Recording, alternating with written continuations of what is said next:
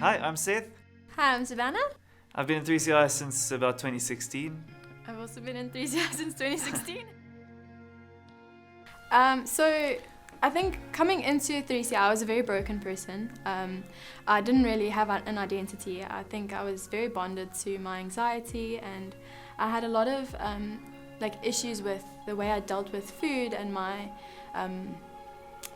body image. I think I was very insecure. I think coming from the previous journey that I had, my father was quite abusive, so I always had a lot of anxiety around being in a relationship. So I always had these fears regarding going on dates and putting a lot of pressure on myself to be for that person to be the one for me. So I think every date that I went on, I was so nervous, what's wrong with me? Why is it not working out? And I had a lot of issues with regards to not being good enough for somebody. So I was so nervous that somebody would leave me because I didn't have a father figure in my life. So it was very difficult for me to feel like I could trust men. Before I met Savannah and stuff, I had pursued two longish, semi-serious relationships, and for a long time I was not as part of the community as I could have been.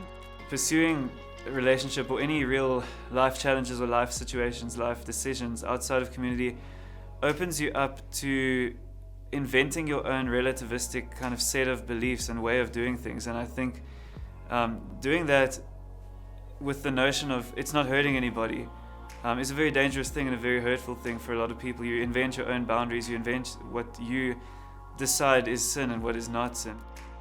So that being said, we just got engaged on the 25th of July. Yay!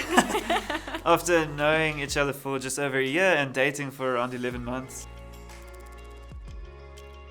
When God blessed me with Seth, it just showed that all men aren't the same. Yeah, there was such a story of redemption in terms of the way he handled conflict, and God's goodness was so evident. When we would have a fight, I was just get so nervous about him leaving me or breaking up with me, and through his unconditional love, I got to see a lot of the Father's heart, and that nothing I can do can separate us from God's love. And I think there's so much power in finding a man that prays for you and pursues you despite what he's been through and all the challenges that he's faced in his life. It's not about checking all the boxes or making this decision better. It's about constantly making decisions, being filled by the Spirit on a day-to-day basis. And it was so much more freeing that onus was not on me, but it was on God to change me through intimacy with him.